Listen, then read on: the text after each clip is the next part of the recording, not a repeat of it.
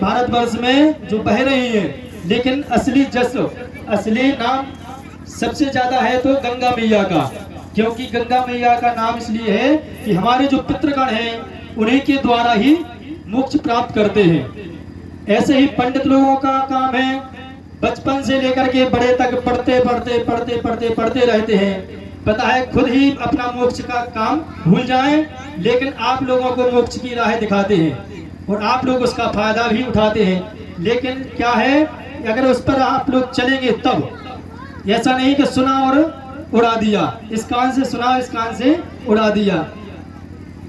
सुनेंगे, अंदर उतारेंगे, मनन करेंगे, तब हमें इस सत्संग का फल प्राप्त होता है। एक जगह एक व्यक्ति दो मूर्ति रखे हुए था, दोनों ही सोने की मूर्ति थी, लेकिन उसका काम था कोई भी रास्ते से जाता उससे पूछता कि हे भैया आपको मूर्ति चाहिए, दोनों ही सोने की है।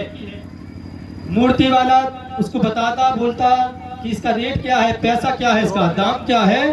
तो वह व्यक्ति कहता है कि दाम तो एक का है 1000 रुपये और एक का है 10,000 रुपये। तो वो चकित रह जाता है, सोचता है कि दोनों ही मूर्ति सोने की है, पर दोनों का दाम अलग अलग कैसे हो गया।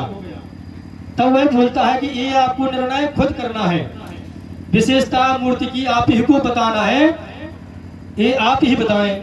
तो कई लोग आते हैं, उस मूर्ति की विशेषता कोई नहीं बता पाता है, तो वह मूर्ति वो नहीं बिक पाती है। उसी रास्ते से कुछ संतों की टोली जा रही थी, संतों से भी बोलता है वो, हे संत भगवान क्या आप ये मूर्ति खरीदेंगे, मूर्ति लेंगे। संत महात्मा बोलते हैं मुझे मूर्ति की आवश्यकता तो नहीं है, पर व्यापारी आप कह रहे हैं तो अवश्य हम ये मूर्ति खरीदेंगे।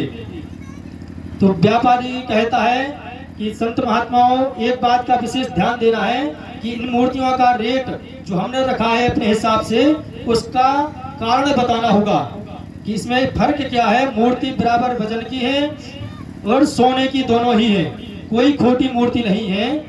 तो ये आपको बताना है कि मूर्ति एक कम भाव की और एक ज्यादा भाव की क्यों है। तो संत महात्मा बोलते हैं कि आपने क्या भाव रखा है इस मूर्ति का।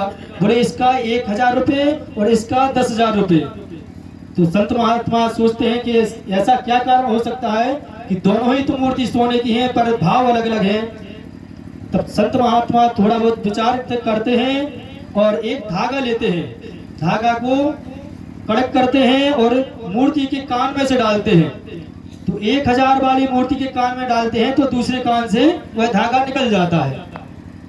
संत महात्मा फिर दूसरी मूर्ति के कान में से डालते हैं, तो कान में से डालते हैं वो धागा अंदर चला जाता है। तब संत महात्मा कहते हैं भैया ये मूर्ति जो है ये है 1000 रुपये की और ये है 10,000 रुपये की। बोले आपने कैसे पहचाना।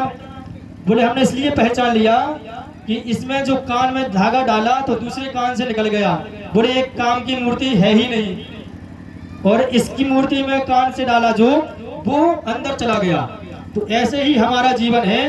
अगर हम सत्संग प्रवचन सुनते हैं, इस कान से सुनेंगे इस कान से उड़ा देंगे, तो समझ लीजिए हमारा इस जीवन का कोई मतलब है ही नहीं। समझ लीजिए 1000 रुपये है, और अगर इस कान से डालेंगे और इस कान से नीचे अंदर अपने अंतरात्मा में उतारेंगे, अपने जीवन में उतारेंगे, तो समझ लीजिए हमारा जीवन अमूल्य है।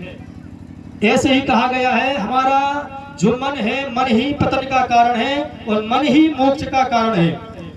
सत्संग में हम बैठते हैं तो मन यहाँ वहाँ भटकता है। मन को अगर एकाग्रित कर लिया, कहा गया है मन एव मनुष्याणाम कारणम मोक्ष बंधयो। हमारा मन मोक्ष और पतन का कारण है। अगर हमने वह सत्संग अच्छी तरह से सुना तब तो हमारा मोक्ष अवश्य होगा, और हमने वह सत्संग सुना और उड़ा दिया तो कोई कारण है ही नहीं। आजकल हम सभी लोग अपने से ज्यादा दूसरे पर विचार ज्यादा करते हैं। फलाना व्यक्ति ज्यादा खुश है, ज्यादा संपन्न है, खुद का सोचते हैं कि हम तो बड़े दुखी हैं। ये है हमारे मन का कारण। मन हमारा सोच रहा है कि हम दुखी हैं, भले ही हमारे पास खूब